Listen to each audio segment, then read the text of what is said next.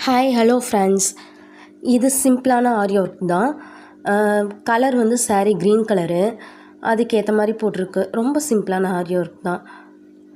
Stone, bead, 4M bead, half bead, sugar bead, thread இதை மட்டும் use பண்ணி போட்டிருக்கு.